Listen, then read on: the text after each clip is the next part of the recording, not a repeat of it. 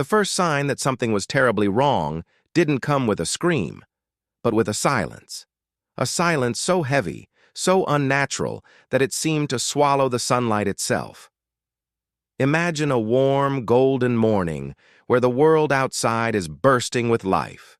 Birds singing, trees swaying, the very air humming with energy.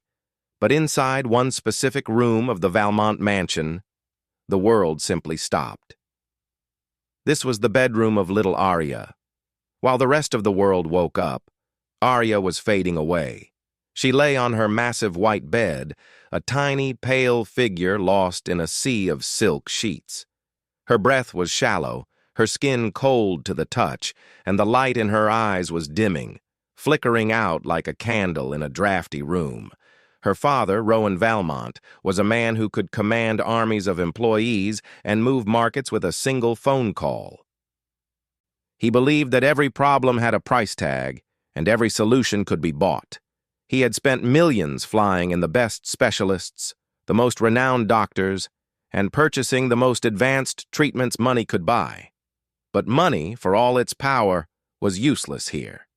It was as if something invisible was stealing her strength, draining the life from her very soul drop by drop, and the most terrifying part was that no one, not the doctors, not the father, could explain why.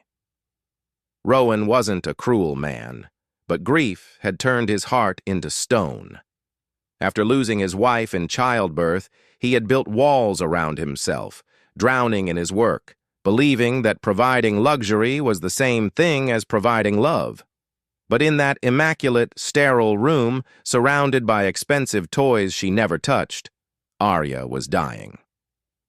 Before we continue, if you believe in the power of second chances and the miracles of healing, please take a moment to like, comment, share, and subscribe. And tell us in the comments where you're watching from. We love seeing how far our family extends. While Rowan buried himself in board meetings to escape the pain, a new presence entered the house. Her name was Nora. She wasn't a famous specialist. She didn't have a wall full of degrees. She was a nanny with a presence so gentle it felt like a whisper in a thunderstorm. Rowan hadn't hired her for her resume. He hired her because, for the first time in months, when Nora walked into the room, Arya reached out and touched her hand. Nora saw what the doctors missed because she wasn't looking at charts. She was looking at the child. She noticed how the air in Arya's room felt thick, almost pressurized. She noticed how Arya's energy plummeted the moment she crossed the threshold of her bedroom, yet she would breathe a little easier when taken out to the garden. She saw the trembling, the night terrors, the way the child seemed to be fighting an invisible weight pressing down on her chest. Nora cleaned, she organized, she scrubbed every inch of that room, desperate to find the source of the sickness. But nothing changed.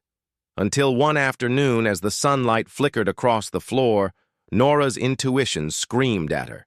It wasn't a logical thought, it was a pull, a deep instinctual urge to look where no one else had bothered. She got down on her hands and knees. She lifted the pristine white skirt of the bed and peered into the darkness underneath. And there, hidden in the shadows, sat a wooden chest. It was old, cracked, and covered in dust, an ugly scar in a perfect room. Nora's heart pounded against her ribs. She pulled it out. Inside, it wasn't toys. It was a collection of things that made the air turn cold. A rusted locket, dried herbs tied with fraying string, strange symbols scrawled on parchment, and a black and white photograph of a woman with eyes full of judgment. It felt heavy, not just physically, but spiritually, as if it were an anchor dragging the child down. Just then, Rowan walked in. He froze. The color drained from his face as he looked at the photograph Nora was holding. He knew that face.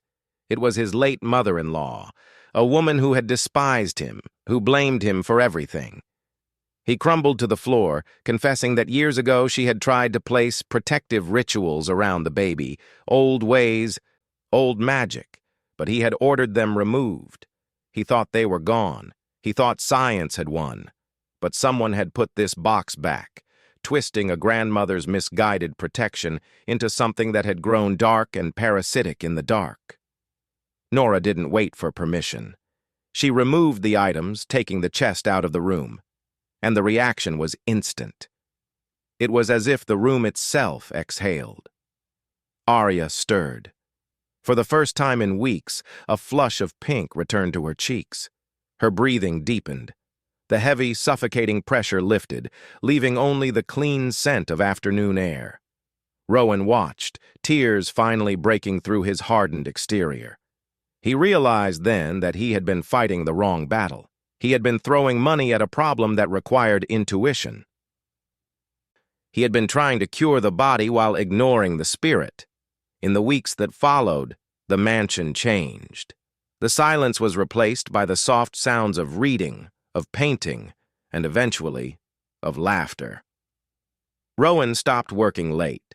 He started sitting by the window, just holding his daughter's hand, realizing that his presence was the strongest medicine she could ever receive. Nora stayed, not just as a nanny, but as the light that had guided them out of the dark. They never found out who put the box back.